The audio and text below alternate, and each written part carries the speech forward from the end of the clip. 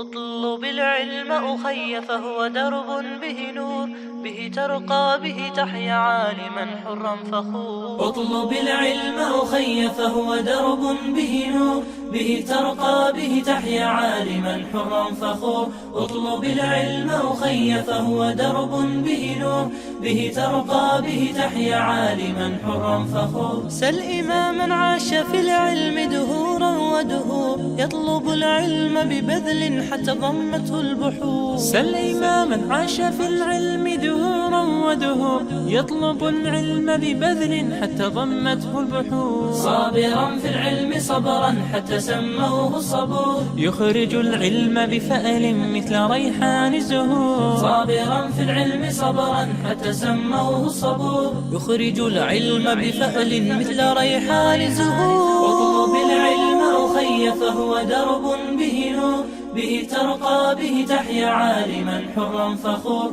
اطلب العلم أخي فهو درب به نور، به ترقى به تحيا عالما حرا فخور. كن إذا سموك اسما لتكن مثل الحضور، كن رفيقا كن عظيما كن كما تلك الصقور. كن إذا سموك اسما لتكن مثل الحضور، كن رفيقا كن عظيما كن كما تلك الصقور. راقيا بالعلم نحو النجم مزدان شكور، رافضا كل التدني رافضا نفس الغرور. اطلب العلم أخي فهو درب به نور، به ترقى به تحيا عالما حرا فخور. اطلب العلم أخي فهو درب به نور، به ترقى به تحيا عالما حرا فخور. ابن مسعود فقيه علم أحيا القفور، فإذا أعطاك رأيا كان سهما في النحور.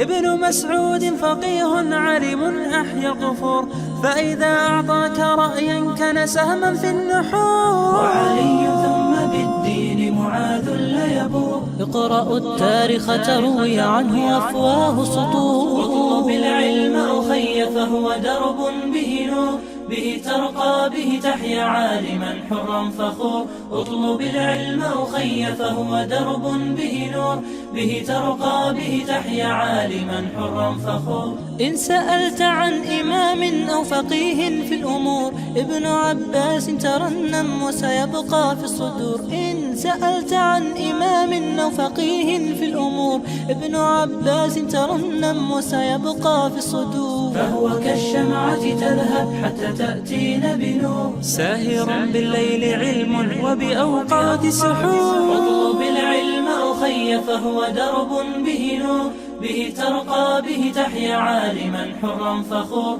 اطلب العلم أخي فهو درب به نور، به ترقى به تحيا عالما حرا فخور. إذ بكى النبي يوما سمعا صوتا جهور، يا أبي كم روت عنك الليالي والعصور. إذ بكى النبي يوما سمعا صوتا جهور، يا أبي كم روت عنك الليالي والعصور. أنتم اليوم كنبت قد علا فوق الجذور، يا أساس الدين يا صرحنا يا صلب الصخور.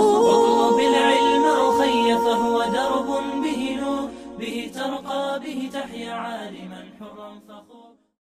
الحمد لله رب العالمين، الصلاة والسلام على سيدنا محمد وعلى آله وصحبه أجمعين. Dear brothers and sisters, Assalamu alaikum wa rahmatullahi ta'ala wa barakatuh, and welcome to Islamic Oasis live. Brothers and sisters, as we are trying our best to always bring to you discussions that are lively and discussions that are, inshallah, beneficial to this ummah. And especially discussions that really matter, brothers and sisters. They not only matter to us, but they matter to the community that we live in. They matter to the world at large. And one of the ayat that Allah subhanahu wa ta'ala mentions out of course, the whole Qur'an, but one of them that really goes with the discussion that we're going to have is, as Allah subhanahu wa ta'ala said, يَا أَيُّهَا الَّذِينَ آمَنُوا ادْخُلُوا فِي السِّلْمِ كَافَّةً وَلَا تَتَّبِعُوا خُطُوَاتِ الشَّيْطَانِ إِنَّهُ لَكُمْ عَدُوٌّ مُبِينٌ. And that is the ayah says, "O you who believe, ادخلوا في السلم كافة." Enter Islam, يعني كافة, fully. وَلَا تَتَّبِعُوا خُطُوَاتِ الشَّيْطَانِ. إنه لكم عدو مبين. And do not get played, do not get misdirected, misguided by the khutuwat, yani the whispers of the shaitan. Indeed, he is your greatest enemy. And to that discussion, inshallah, we are going to bring Dr. Nazreen. She has been on the show before talking about Sharia and about women's issues in Iran in the past. And today we have her discussing on the issue of Sharia, women and Sharia. A little bit background of Sister Dr. Nazreen Nawaz. She is a director of Women's Section in Central Media Office of Hizb ut-Tahrir. She's a medical doctor by profession. She has lectured widely internationally, as well as and authored various articles and booklets on women, Islam and the Khilafah. She has also engaged in discussions with leading writers, journalists, academics, politicians, appeared on a number of media outlets to address attacks on women and Sharia, as well as issues related to Islam and the system of Islam, which is the Khilafah. Dr. Nazreen, welcome to Islamic Oasis. Jazakallah khair, brother. Assalamu alaikum to you. Wa alaikum assalam wa rahmatullahi wa barakatuh. Sister Nazreen, just to get right off the bat, I guess, why is this discussion so important? Yani, seems like not only it's important with us, but also it seems to be very important even in international affairs, women and Sharia. Yeah, absolutely. Bismillahir Rahmanir Rahim. Assalamu alaikum to all the viewers as well out there. So, brother, the reason why this subject is such an important issue is because the issue of women and their status underneath the Sharia, underneath Islam, Islamic law, Islamic ruling, has for long been used as a propaganda tool by Western colonial governments and their supporters, the media, the mainstream media, in order to demonize Islam, in order to basically fulfill their agendas in the Muslim world. So in the past, we saw various colonial rulers, Western colonial rulers, Cromer, Lord Curzon, all of these kind of rulers in the past, basically engineer certain narratives and generate misinformation and lies regarding the status of women under Islam to do two things. One is to justify their presence and their colonial plans in the Muslim world, or presence in the Muslim world, as we saw in Egypt, as we saw in India and other parts of the Muslim world. And the second objective that they had was to try and distance Muslims from their deen, to try and create suspicion in the minds of Muslims towards Islamic rulings, and especially Muslim women, because they understood that Muslim women, they were the heart of families, they were the nurturer of future generations, and if you were to be able to get hold of their hearts and minds, you'll be able to reshape the future of the generation of the Muslim Ummah. So they generated various lies regarding women in Sharia in order to achieve these two objectives. And that has continued to today.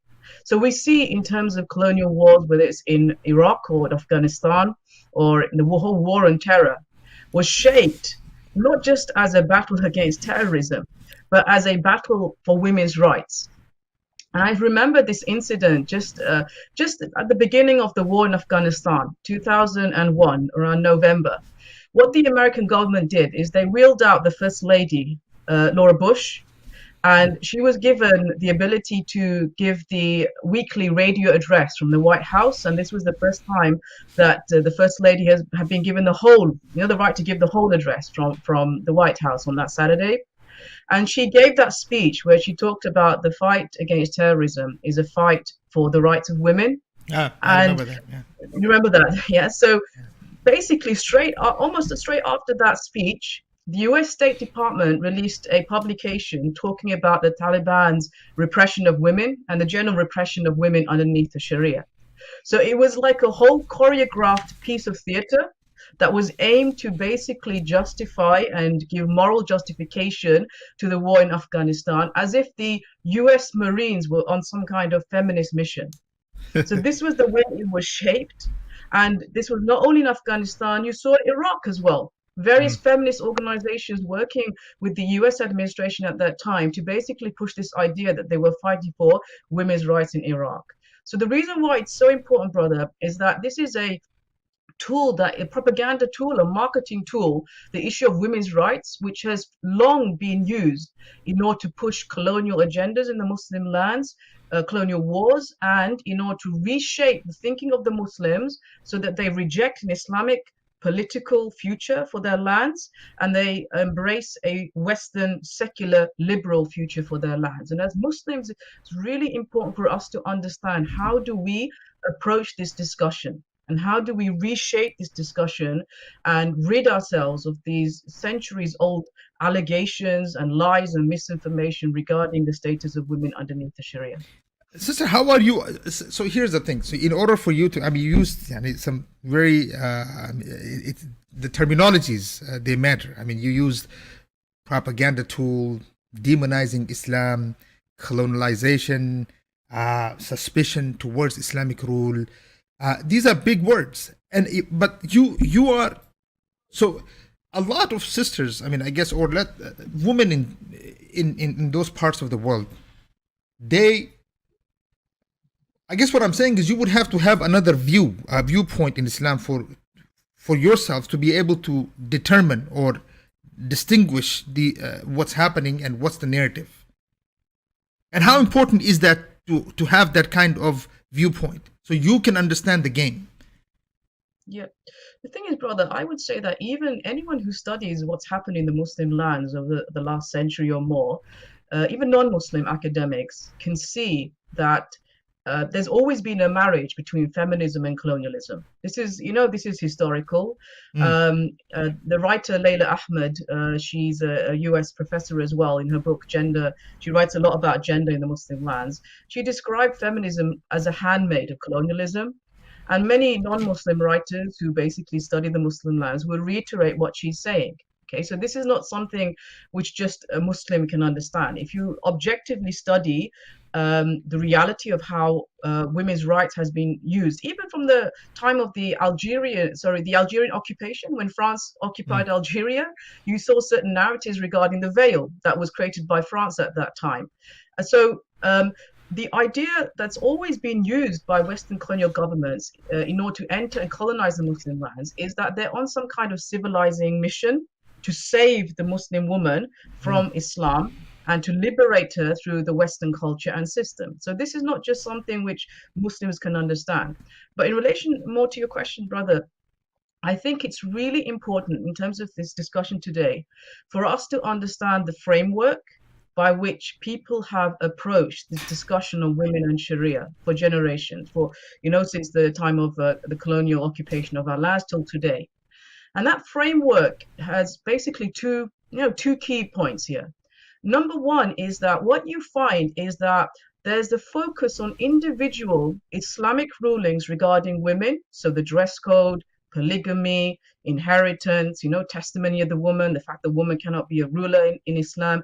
They focus on specific rulings without understanding what the body of Islamic social laws related to women and men and the family structure, what they look to achieve within society. The second thing of the framework of the whole debate on women in Sharia is that they use Western ideals such as gender equality and liberal freedoms and liberal choices. They use this as a measure to basically judge the Islamic rulings by. So if the Islamic rulings do not measure up or do not fit into this box of gender equality and certain secular values and liberal freedoms, then by default, it is defined as being oppressive and misogynistic and discriminative towards women and so on, without evaluating again the impact of different value systems upon society. And so I think in the discussion today, it's really important for us as Muslims to understand, how do we take the debate forward? How do we reshape this debate on women and Sharia? First of all, we need to put these ideals in the dock: gender equality, liberal freedoms. Have they really achieved what they promised women within societies, whether it's in the West or the Muslim world? Are they a credible yardstick to use in order to judge the correctness or the deficiency of other cultures, including Islam?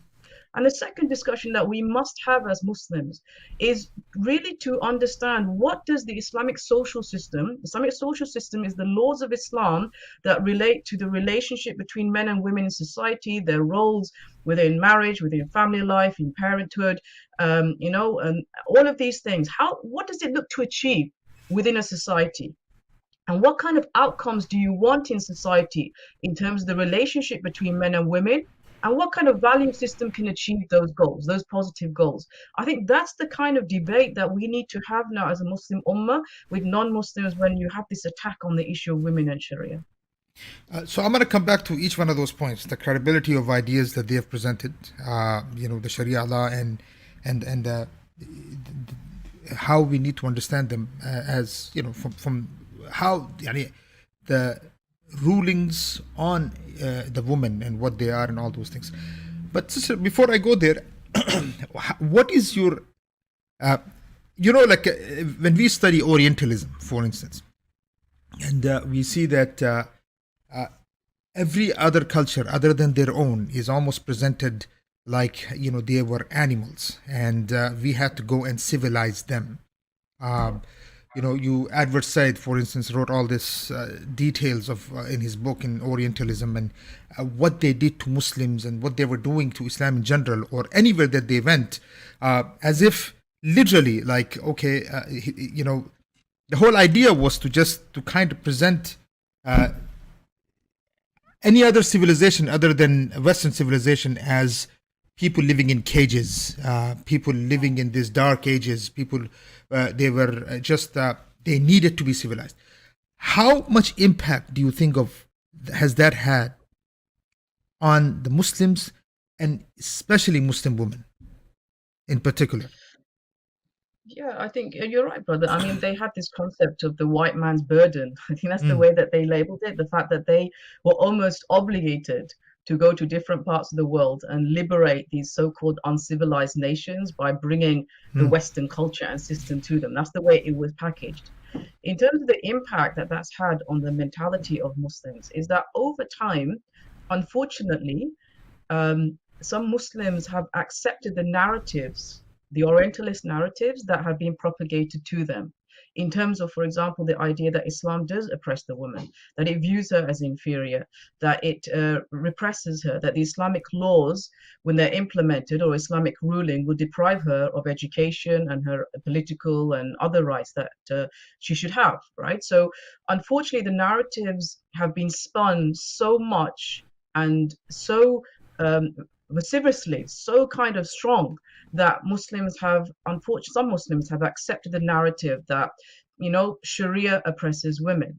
And that's why it's important for us to do two things. One is to reject, to basically unwind these kind of narratives which are being pushed, and for us to understand the true reality of the status of women under Islam. And in fact, more than that, to understand that the Islamic social system is something that is unrivaled in the way that it looks at and protects the dignity of women, and the way that it provides solution to the problems that currently exist regarding women today, whether it's violence against women, whether it's family breakdown, whether it's women being neglected in terms of provision, all the different kind of problems, the neglect of children.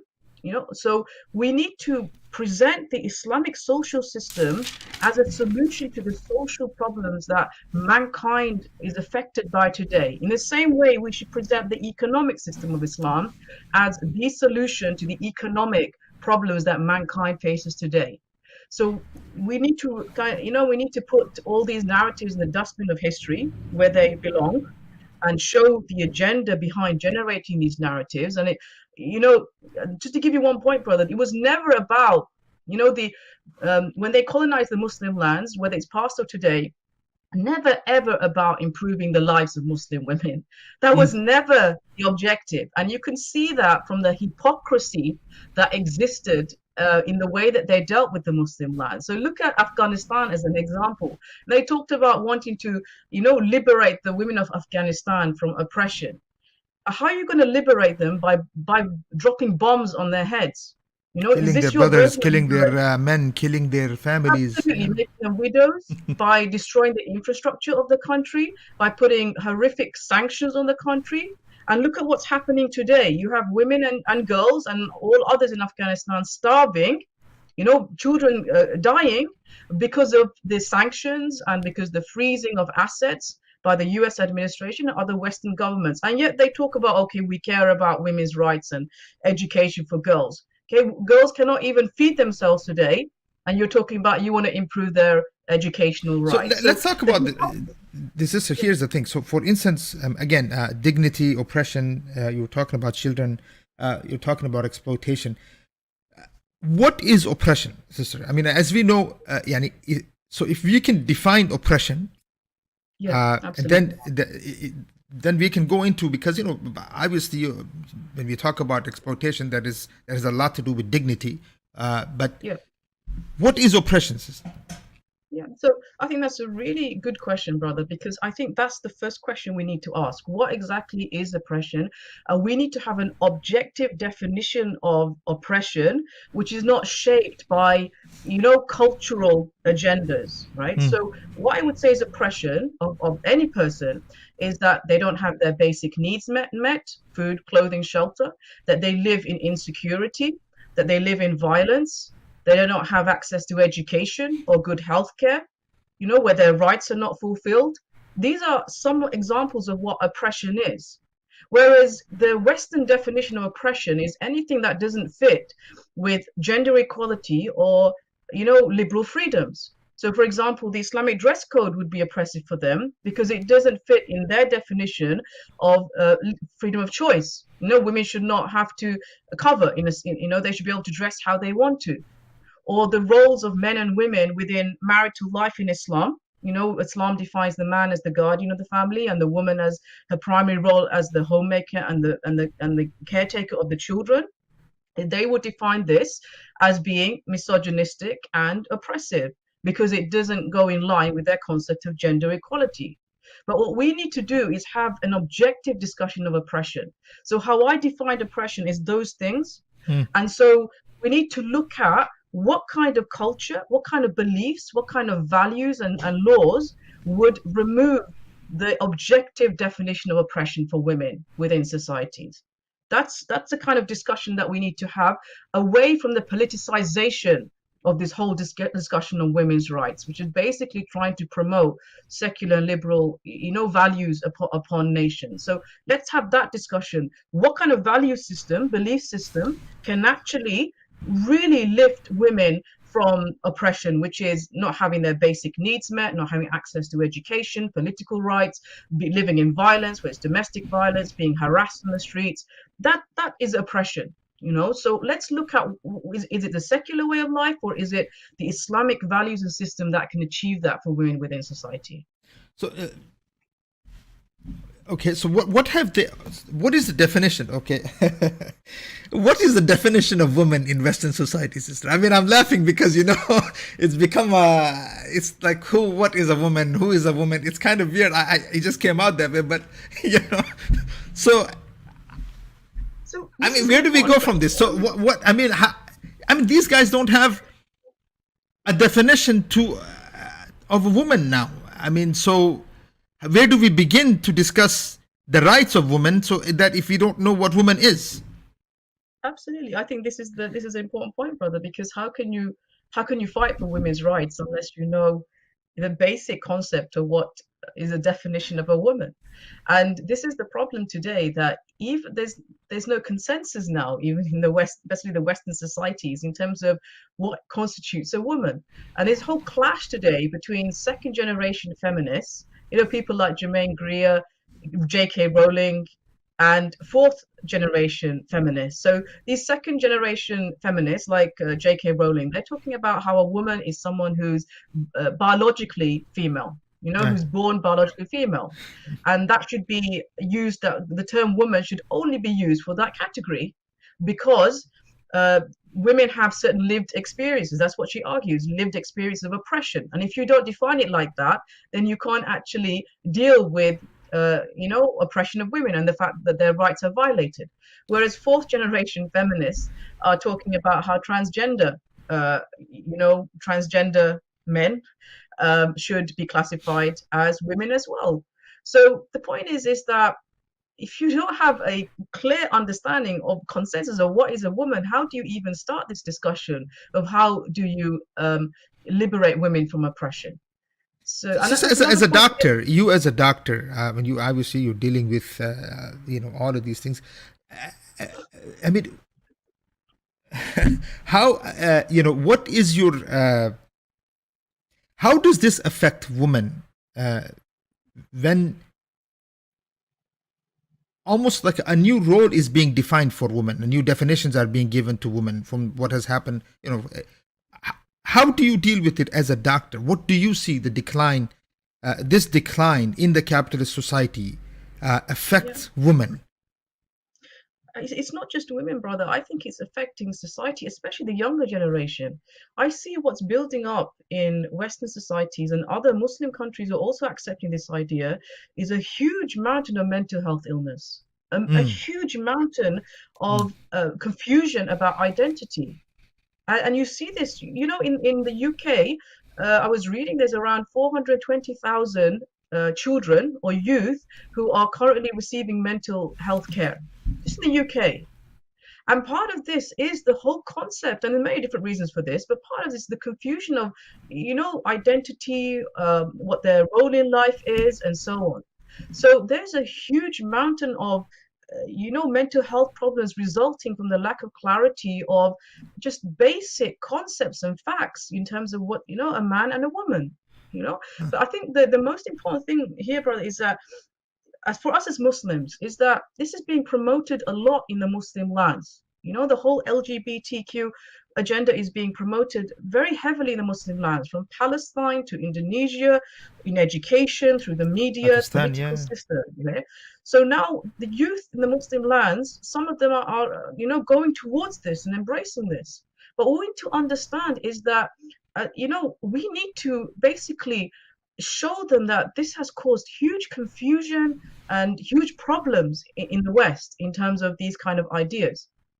And we need to show them that, look, this is not progress, but look, we need to bring you back to what will actually achieve progress in our lands, and progress for humanity. So that's why Muslims are really confident about the concept of Sharia. Like, there's a lot of, obviously, misunderstandings and kind of negativity when you mention the word Sharia, especially when it comes to the issue of women. And as Muslims, we need to be confident in taking this debate forward and showing, like I mentioned previously, how really, subhanAllah, if you study the Islamic social system deeply, you'll be blown away in terms of the hikmah and the wisdom behind the Islamic rulings and Islamic laws, and what kind of society it achieves for men, for women, for children, for family life, for society overall.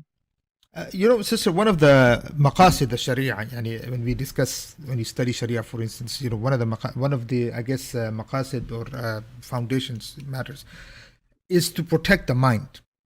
It's very important. It doesn't say protect the mind of a woman or protect the mind of a man. It says one of the things is that protection of the mind is very important. And then it goes on to, talks about the lineage, talks about everything else. Sister, so Islam says the mind itself has to be protected.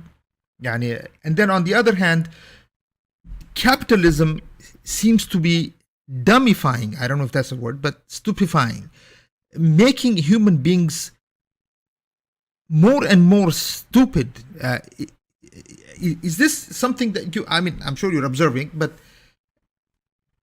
you see where I'm coming from? Let's say, I'm not even just saying, let's say Sharia and women, but I'm saying Sharia right away comes and says that, look, human mind has to be protected, human being has to be protected. And here we go, capitalism, they can't even define woman yet.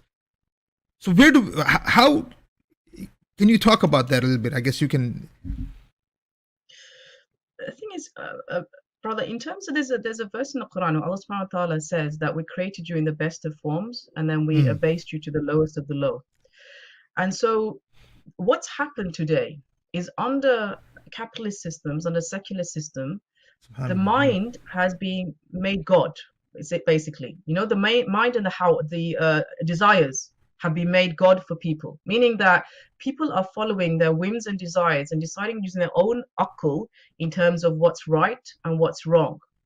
And through using their own akal in terms of what's right and what's wrong, this is where it's led us to the situation where you can't even define what a woman is and what a man is, and resulting in so many problems for society and so much confusion and mental health illnesses for people. It's led to that situation.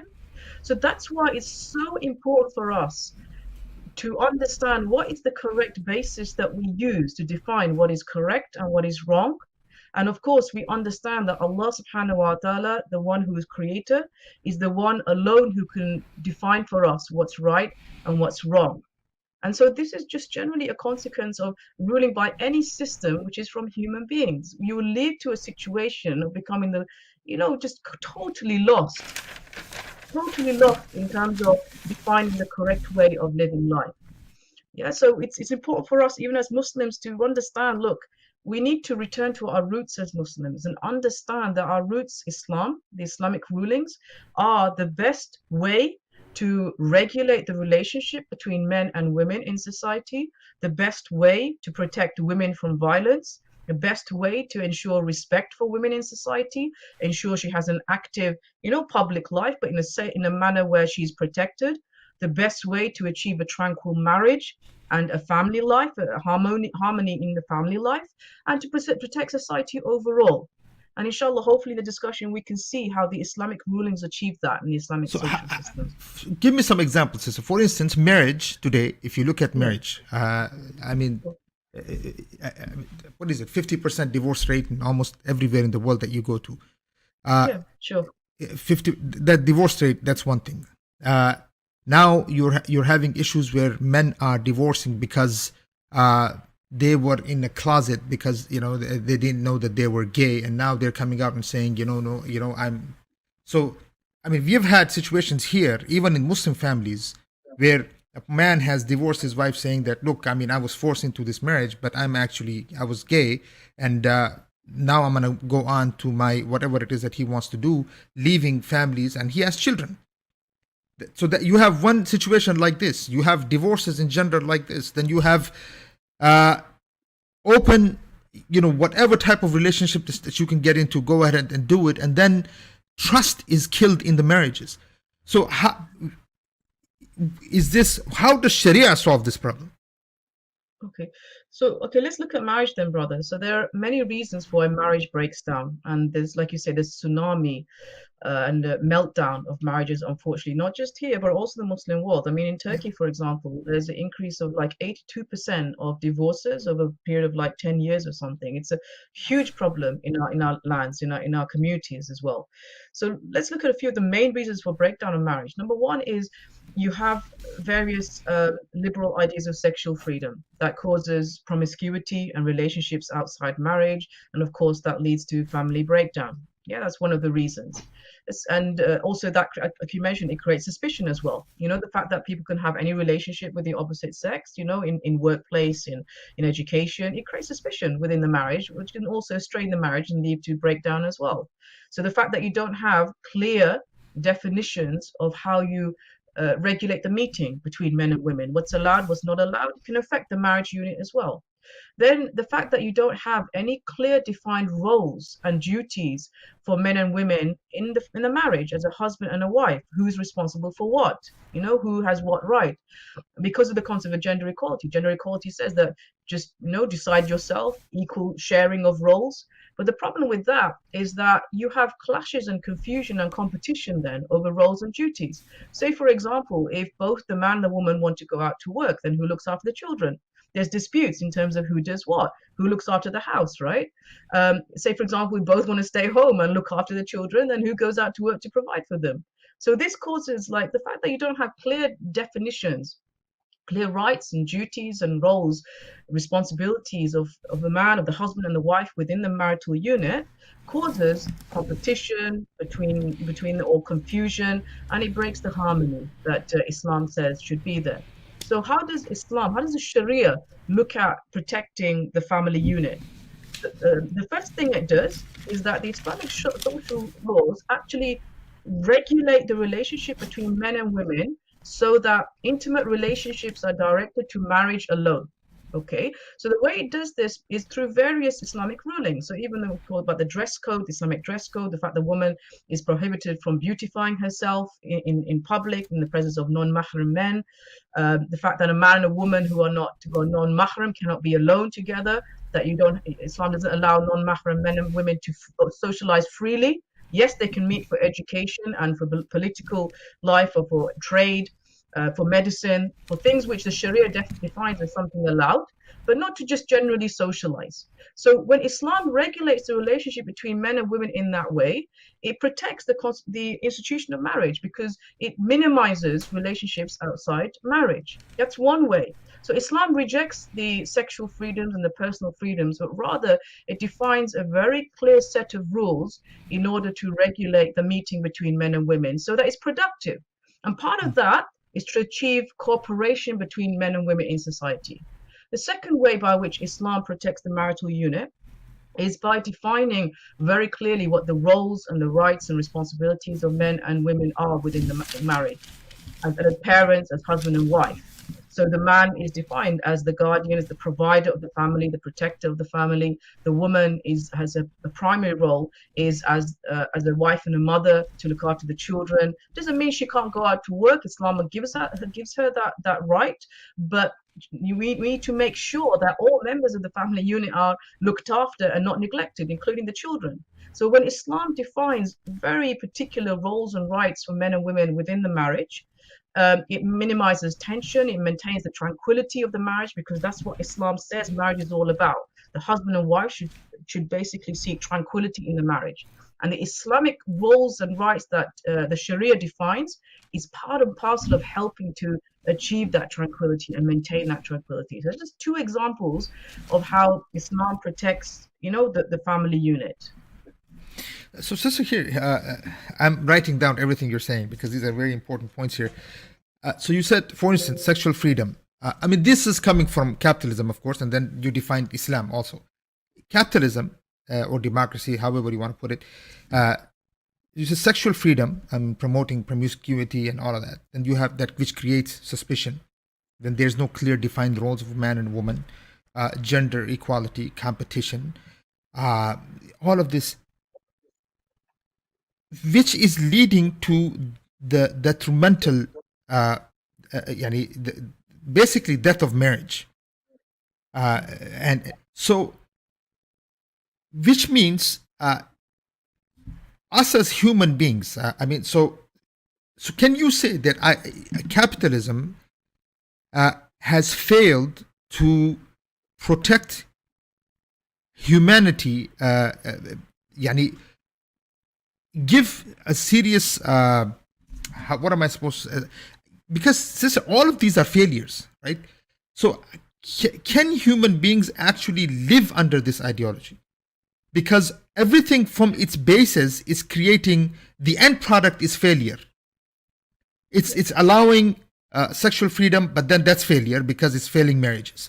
That's creating suspicion. Then you have roles are being defined, redefined, and that's creating another crisis in societies that are then falling apart. Men, it's not just that the women are not being productive, neither are men being productive. So where are we going with capitalism? Can it survive? And can it really give rights to women, or heck, even men? Okay, so capitalism is a failed ideology, brother. It's a failed ideology on all different levels, politically, economically, and socially, like we see in terms of the problems affecting family life and marriage and women today. And it's a failed ideology, and it's just a matter of time before, it will try to exist, but inshallah, Islam will rise, and inshallah it will exist as a political system once again to basically show humanity, the best manner by which you organize the affairs of society. So let's look at this question, brother, in terms of the family unit is defined by all cultures and most cultures as the cornerstone of a society, isn't it? As the bedrock of society. That if you have strong family units, then it will help to have a strong society. So, generally, societies, even capitalist societies, understand the importance of having a strong family unit, a unit where the children are looked after, where everyone has their rights met. It's something important to nations to have that. But the problem is that how do you achieve that end goal? How do you achieve a goal where you have tranquility within the marriage, harmony within the family unit, good relationships between the children and the parents, when people go older, that they're looked after, they're not neglected, that the rights of children are protected and fulfilled? How do you achieve that endpoint? Now, with capitalist, liberal, secular ideology and systems, they don't have a mechanism to achieve that endpoint because they leave it to free choice. Right? They say, it's funny because when it comes to economics, there's so many laws, right? In terms of taxation, in terms of, buying and selling and contracts and all of these things, okay? When it comes to economics, even in terms of traffic laws, there's so many laws because they understand if you want to have a safe road, you need to have laws and regulations. You can't just have people going through red lights and, going at certain speeds because you're going to have a car crash. It's a car crash waiting to happen, right? So if you want to achieve certain endpoints in societies, you need to have certain rules and regulations, okay? But the problem when it comes to the relationship between men and women in society, capitalism has effectively taken its hands off and say, do what you want. Have any relationship that you want. Define your duties how you want. Live your life how you want. We're not going to define to you how this should be done. So they're basically saying that you can have your cake and you can eat it. But that's irrational, because if you want to achieve any endpoint in society, especially a healthy relationship between men and women, protecting women from violence, ensuring their dignity is protected, protecting marriage, protecting the rights of children, you need to have laws and regulations. It's irrational to think that people could just, live freely, just follow their hearts, have any relationship they want to, and that you're going to have this endpoint of a strong family structure. It's irrational. It's unreasonable, and it doesn't happen. It's a car crash waiting to happen, basically. So liberal values, in terms of just allowing people to live by the law of the jungle, just follow their heart and their whims and desires, is like a car crash waiting to happen. It has happened with regards to social life and regards to the family unit and marriage. Okay, so the difference with Islam is that Islam says, okay, the ultimate goal of Islam is, in terms of social life, is to achieve that cooperation between men and women in society in all aspects of life, whether it's in public life, in politics, in economics, education, or home life. We want to achieve that cooperation, the healthy cooperation between men and women in society. If you want to achieve that, you need to have rules and regulations in how you regulate the relationship between men and women in society, and you need to have rules and regulations in terms of the roles, rights, and responsibilities of men and women within marriage and within the family life. You can't just leave it to free choice. And this is another aspect of the irrationality of capitalism when it comes to addressing the family unit and the position of women and protecting, women from violence. So, of course, they left it to free choice. Is this the reason why feminism has taken such deep roots in these societies and created crisis? Because capitalism cannot, it has left to free choice. Basically, it cannot define it. It doesn't have an answer for it. So feminism, brother, originally arose because of the failure of capitalism and failure of secular systems, right? So the fact that in the West, women were not given basic rights, so the right or the political right to vote, to express their political opinion, for education, inheritance, the fact that in marriage women were not allowed to leave an abusive marriage, they were seen as property of their husbands in marriage, they have no legal existence. These problems which existed under man-made systems resulted in women calling for these basic rights, but through the language of equality. Okay, through the language of equality. So, two lessons we can take from this. One is that any man-made system will oppress. And it did. It oppressed women, deprived them of their basic rights, and women had to fight the system in order to secure their basic rights, and they continue to fight the system to secure basic rights even today. This is the reality of it. So lesson one is that any man-made system will oppress, and Allah subhanahu wa ta'ala tells us that in the Quran. Whoever does not rule by what Allah has revealed, they are the oppressors, they're the dhalim. It's inevitable. Okay, it doesn't matter what kind of man-made system you have, whether it's socialist, whether it's communist, whether it's democracy, whether it's theocracy is also man-made, whether it's monarchy. Any man-made system will not secure the rights of the people, because it will be biased, and it will look to secure the rights of only a few. So that's the first lesson. The second lesson is that unfortunately, women who were trying to fight for these basic rights, they called for it through the language of equality. And the problem here is that, you can understand why they fought for their rights, but the problem is that gender equality became not just a call for the right of women to have worth and to be valued and to have these basic rights of education and inheritance and so on, but it came to be a call for men and women to basically have exactly the same choices, same roles, same rights. And that caused a disastrous impact in terms of the lives of women, the lives of children, the lives of the family life. People say that, okay, equality equals justice. That's the kind of idea, right? Equality equals justice. If you don't have equality, there's injustice. But actually, if you don't recognize the biological differences between a man and a woman, the fact that the woman is the childbearer of humanity, right? That is a fact. She's a childbearer of humanity. If you don't recognize that difference between a man, then you will end up oppressing the woman. How? And causing injustice towards the woman. How? Because you will place burdens upon her the same as the burdens that are upon the man. So you'll say that the woman should earn her living in the same way as the man should earn his living.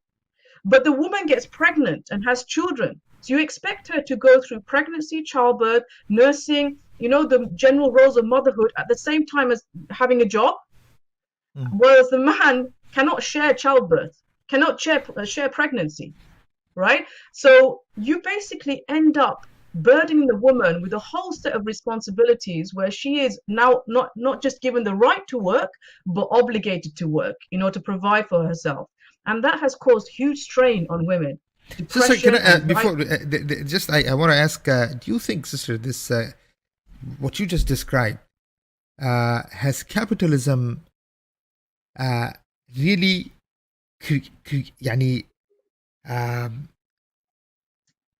created product out of the woman to be more productive? Are they just looking, is this what it is? It's just engine for production?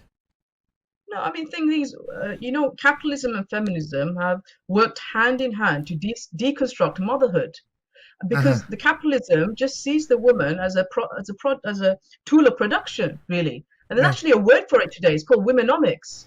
Womenomics is this idea of pushing women. I didn't know. Yeah, womenomics is pushing the idea of women being drivers of the economy as tools of production, basically. So that's why capitalism likes to peddle the ideas of feminism, because it will increase the number of women who are in the workforce, regardless of the impact upon family life and children, family unit and motherhood, doesn't care. So it wants to push more women into the workplace in order to generate more revenue for businesses, for governments, disregarding the other impacts it has upon society. So absolutely, capitalism views the woman as a tool of production, as an engine, driving the economy. And you see a whole set of problems that results from that within society. So man-made system, go ahead, continue, go ahead. No, go ahead, brother. I would say from man-made, if you look at, you said, look, here's the issue. You have man-made system and then you have Sharia. Can you, in just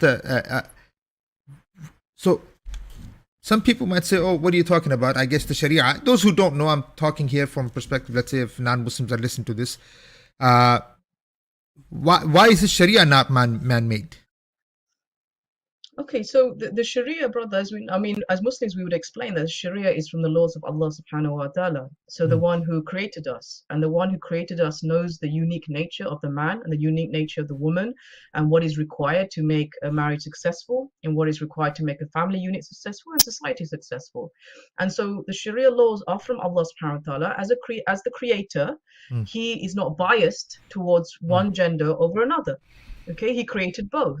And Allah subhanahu wa ta'ala, in the Quran, he says, he tells us very clearly that he created, in Surah Nahl, he says, and Allah has made for you wives of your own kind. Men and women, their human nature, their aql, their ability to think, their human nature, their instincts, these are something which is same for man and for woman.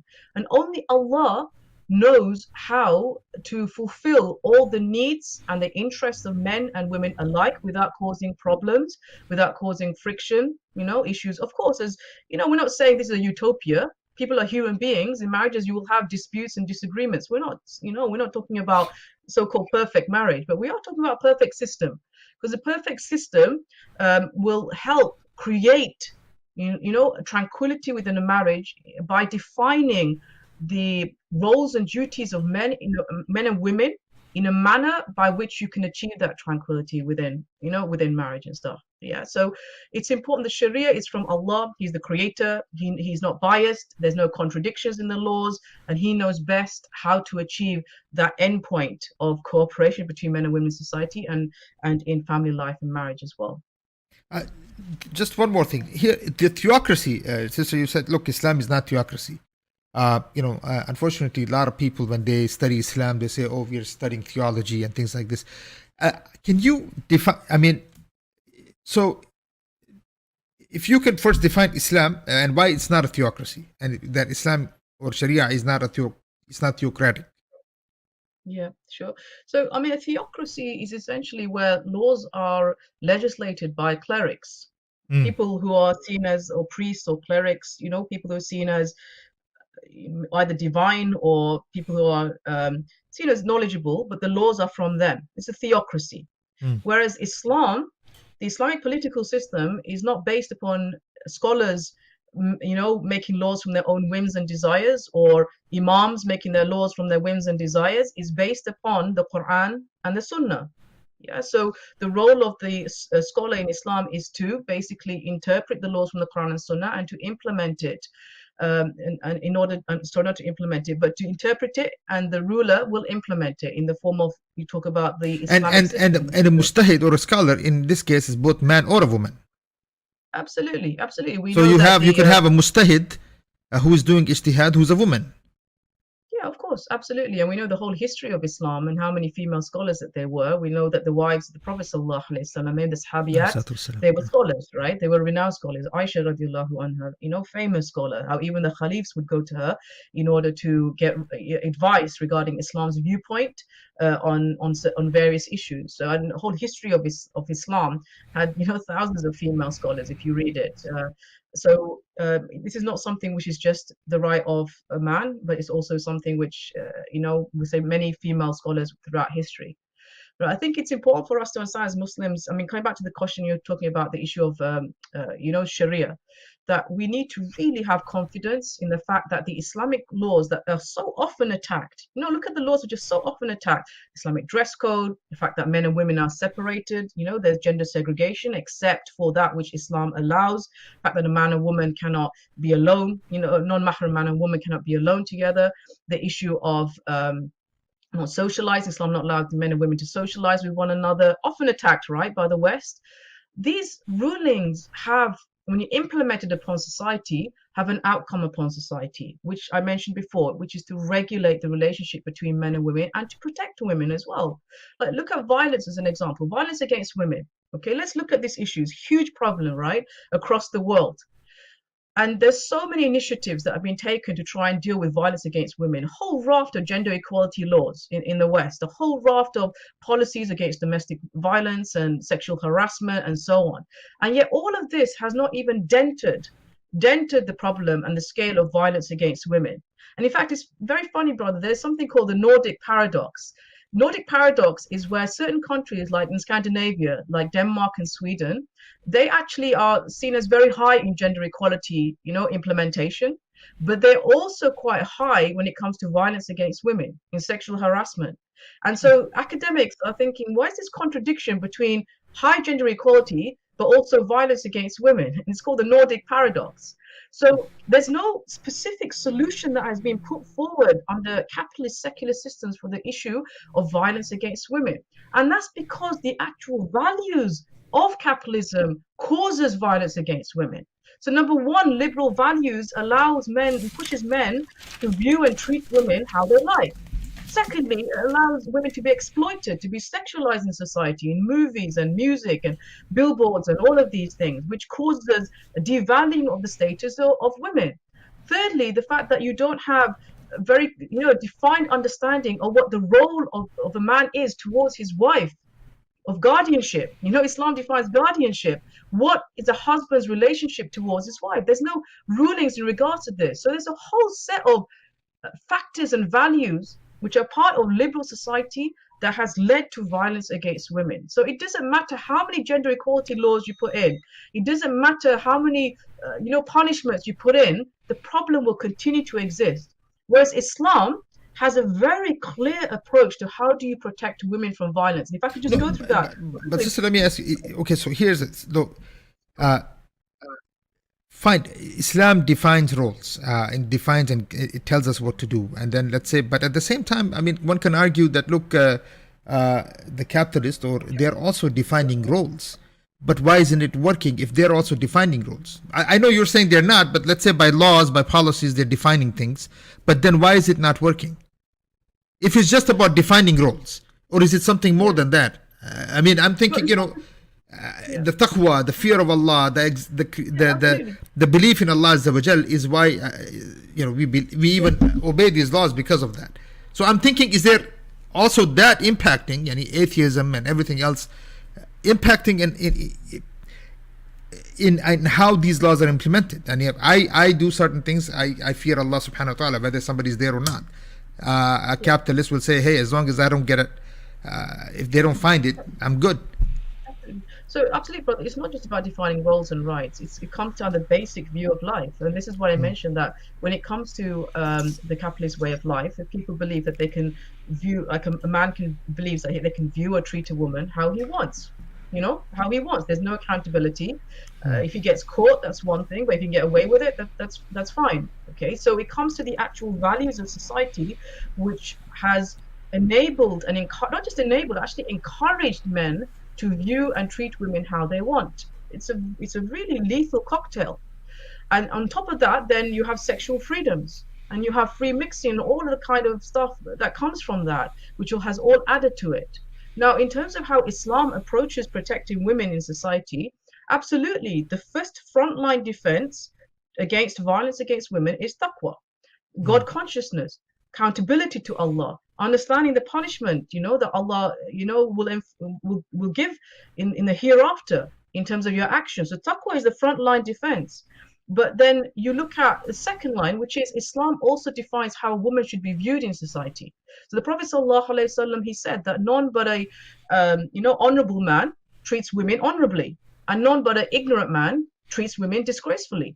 And the Prophet ﷺ, he said that the best of men are those who are best to their wives. So Islam actually defined gave the measure of a man, one aspect of the measure of a man based upon how he treats women, and how he treats his wife and the women in society. The third level is the actual laws of Islam, which bring this view into society. So the Islamic social laws provide a practical framework by which to protect the dignity of women, to ensure cooperation between men and women, so that interaction is not hindered by, sexual distractions, all of these things. It maintains the view of women in society. So Islam does not allow the woman's beauty to be exploited. She cannot engage in any work or profession which exploits her beauty or her body in order to make money. Islam prohibits that outrightly. So the Islamic social laws is not just the view that Islam has towards women or taqwa. The Islamic rulings of Islam actually help maintain and build the view of dignity towards women. And there's a beautiful example, brother, of historically, there was a painter and an architect, a French architect, who would travel in parts of the Muslim world.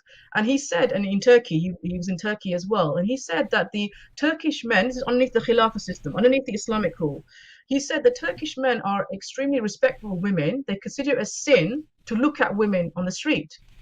So can you imagine? Because Islam says you must lower the gaze, right? You cannot just look at, just look at women for their beauty, enjoying their beauty. Yeah, women are not objects to be paraded. They're human beings. And Islam, does not allow the look of lust to anyone except your spouse. Islam says this. So the laws of Islam, the Islamic social laws of Islam, actually help maintain and protect women. And then on top of that, you have the state. And you have the state enforcing the laws and the rulings and the punishment on anyone who attacks or violates the rights of women, to the degree where even slander, one word of slander against the reputation of a chaste Muslim woman, is viewed as a grievous crime that is punished with a severe punishment. Just one word of slander. Can you imagine? Forget harassment and forget physical abuse and all of this. One word of slander against a reputation of Muslim woman is a grievous crime in Islam. But today, because you don't have a proper system that implements the Sharia as it should be, and that proper system is the Khilafah based upon the method of the prophethood, because you don't have that, then you don't have the full implementation of all of these different levels by which you can protect women within a society. So do you think, sister, when I'm listening to you, I'm trying to figure out, do you think the men in Islam, do you think they know how important is it for the men themselves to understand this topic? Because the way you're explaining, all of these concepts that are related to Sharia and women, even the men, I don't think even many of the ulama may not know these things. Why do you think that is, sister? And it's not, unfortunately, we don't see it discussed openly, where all of these things. Why is that, sister? And how does that hurt the Islamic cause? It comes to the point that I was mentioning earlier, brother, which is that the Sharia laws, in terms of the woman, are sometimes just seen as a set of laws.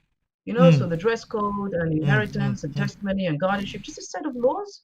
Whereas we've lost the understanding of what does the Islamic social system look to achieve for a society and look to achieve for mankind. And that's what I was saying. That's the discussion that we need to have. And then you can understand how those rulings achieve that endpoint.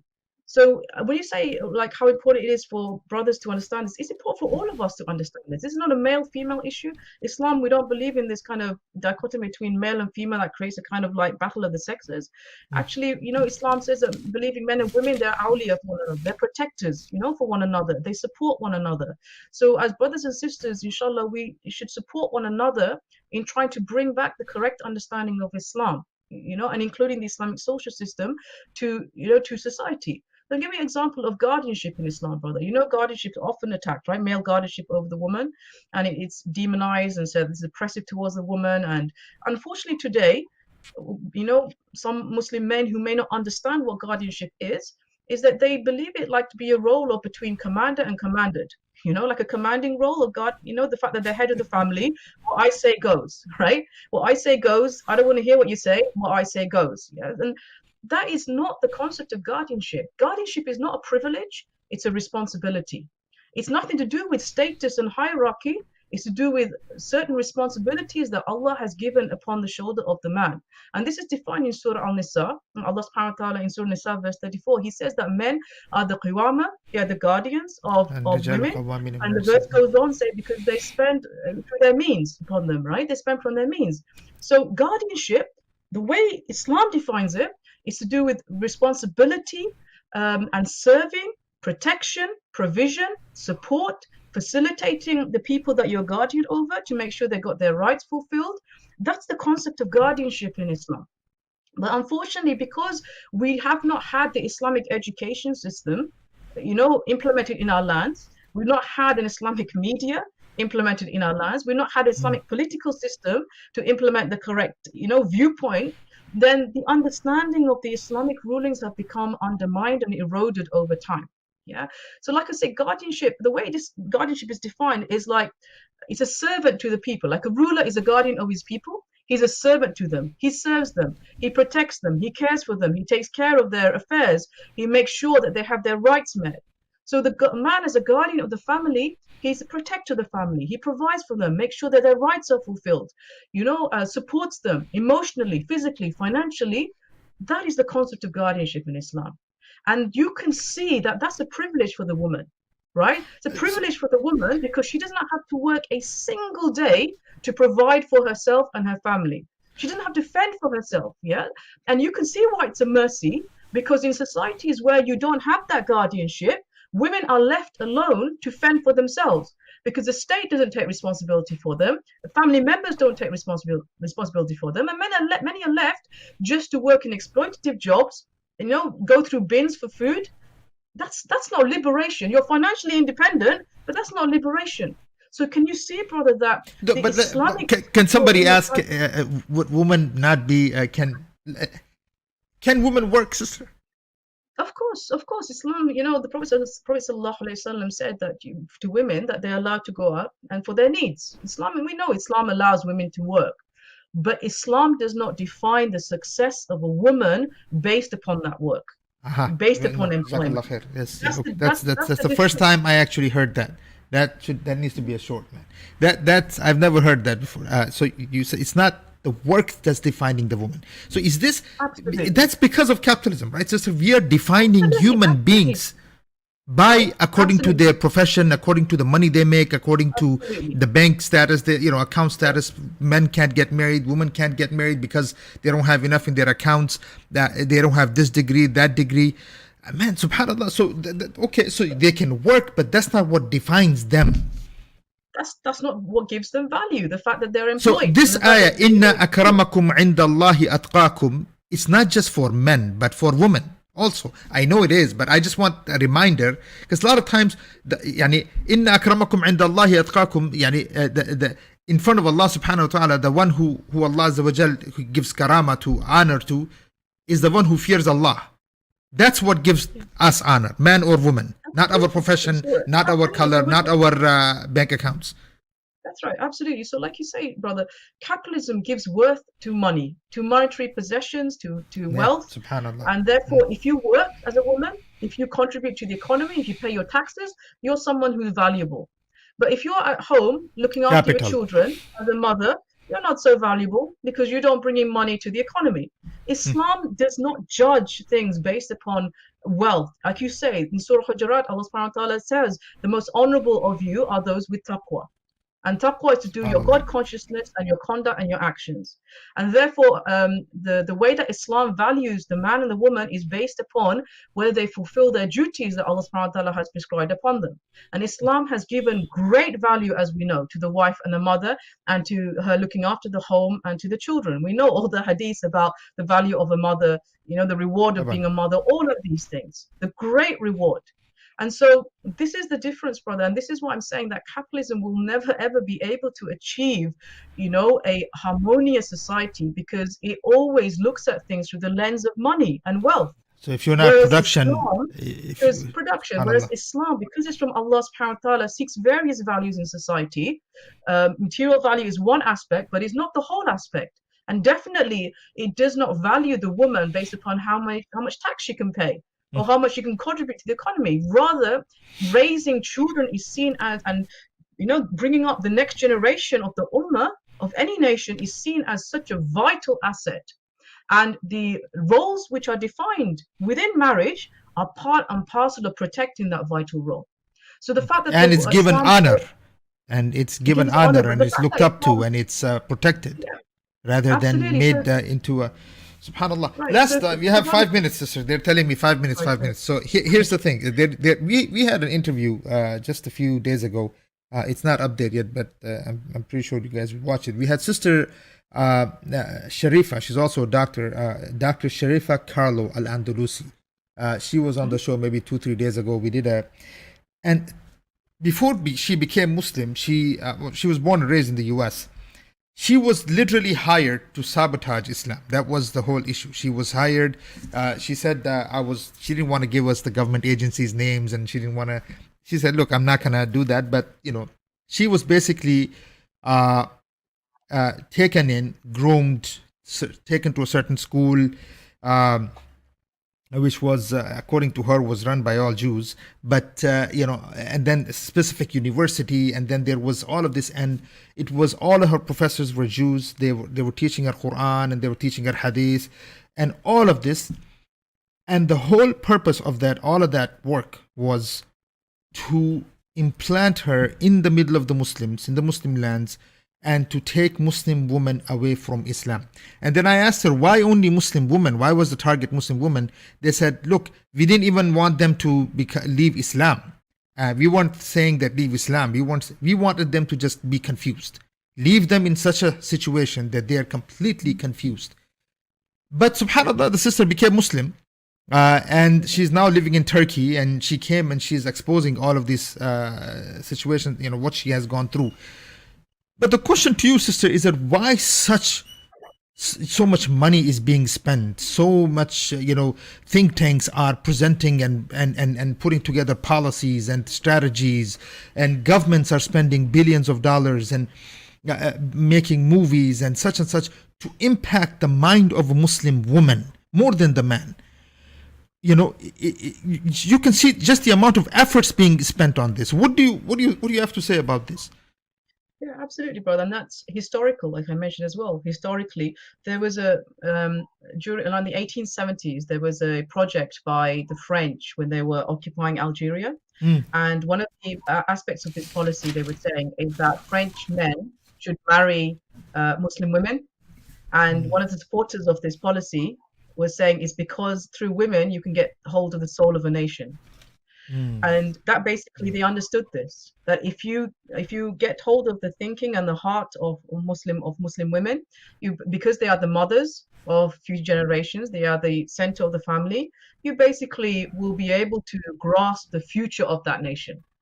And that has continued throughout till today. Today in India also, that's one of the things that they're forcing.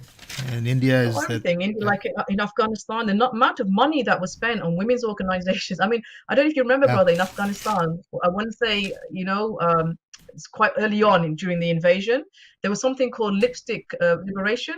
Where they talked about beauty schools, turning up in Afghanistan. That didn't work in Afghanistan. That was the thing that Muslim women were waiting for in Afghanistan. How to put on makeup. That was like a liberation for them. I mean, it's so patronizing, and it's so kind of like demeaning to Muslim women. Like, isn't that Orientalism, sister? Isn't that Orientalism? Yeah, it's of course. Yeah, absolutely. It goes down to their view of what liberation is for the woman. And it comes down to us reshaping this debate based upon what exactly liberation is and what exactly oppression is. That's the debate that has to be had, between us and the non-Muslim society, and even amongst ourselves as Muslims. For us to realize that liberation is not just following the heels of the West.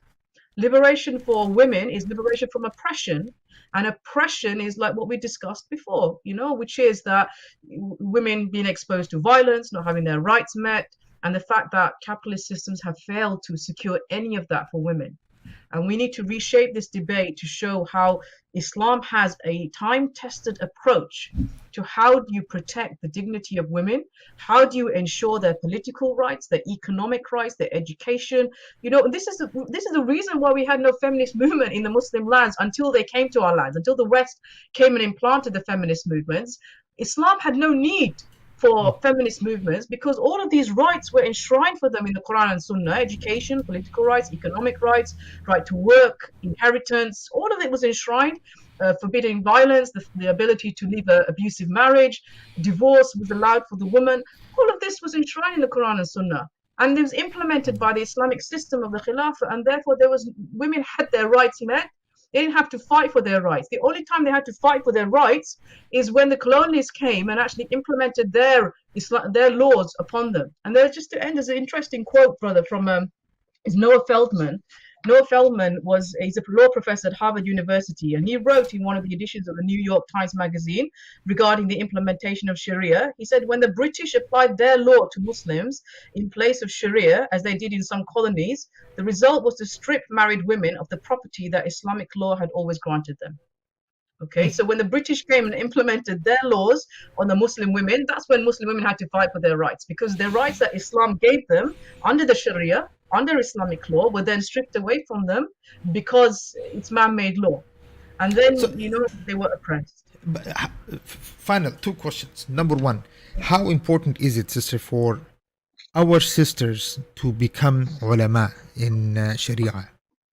How important? I mean, you're a doctor, of course, and at the same time, you have the ability to sit here and you discuss, and we see you discussing on media channels, major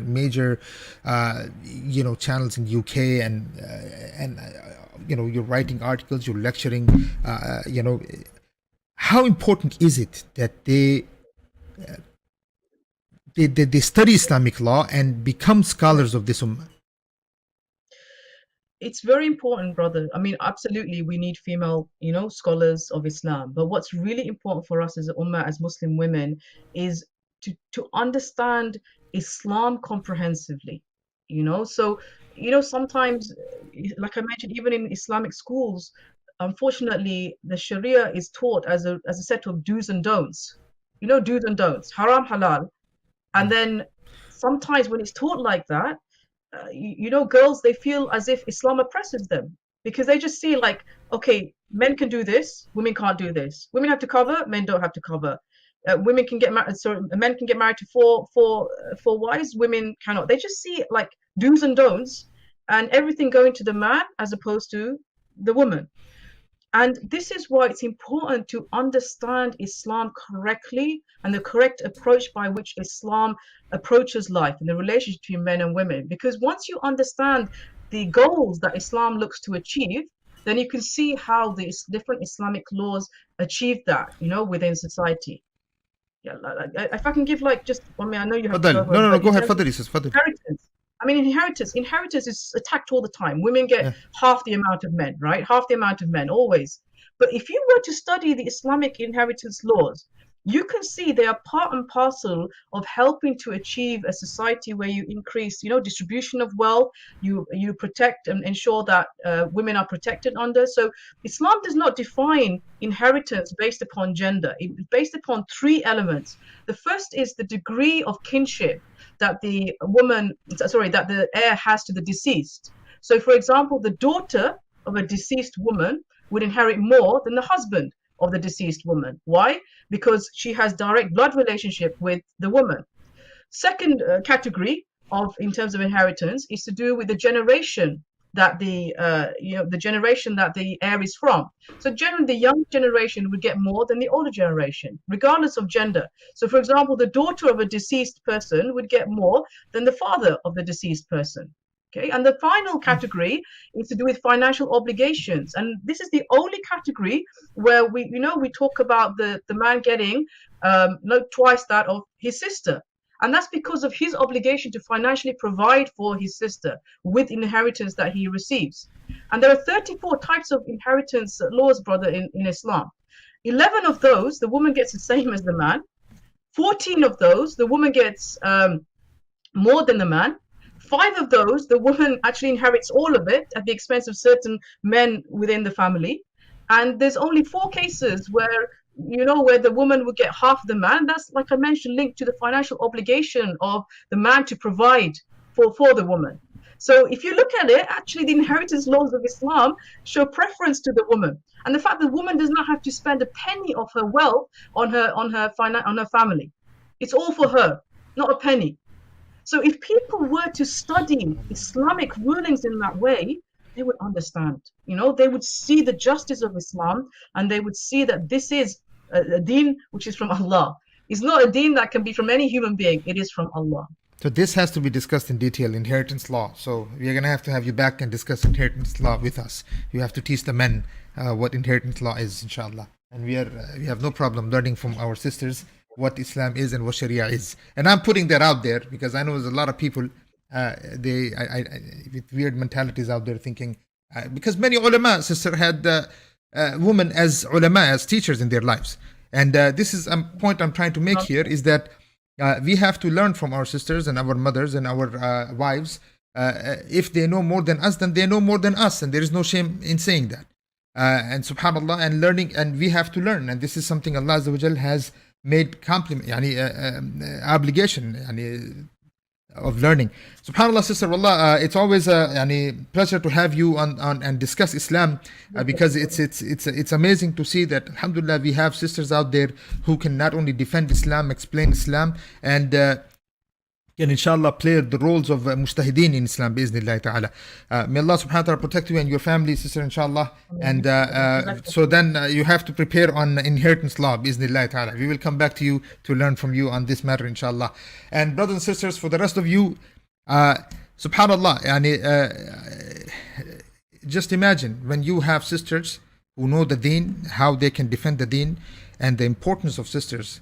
The woman, Muslim woman who knows her deen.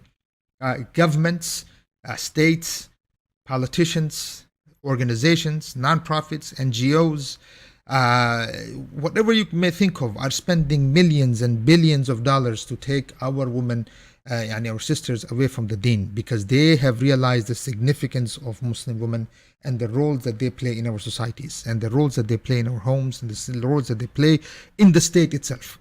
Subhanallah. The moment you start learning Islam, you have to learn about Aisha radiallahu anha. The moment you think about Rasul sallallahu alaihi wasallam, you have to think about Khadija radiallahu anha. The moment you think about Sharia or learning law, you have to know subhanallah, women who were teaching Imam Shafi'i or Imam Bukhari, or the wife of Imam al-Layth. It's unbelievable the kind of roles our sisters have played in this deen, in the history of Islam and the education of Islam, and in the growth of an expansion of Islam. Finally, as Allah Azza wa Jalla said, Ya ayyuhalladhina amanu qu anfusakum wa ahlikum nara waquduha an-nas wal hijara. And with that, I will end this show.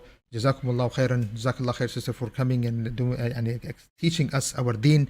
And see you guys next Jummah, inshallah. Assalamu alaikum wa rahmatullahi ta'ala wa barakatuh.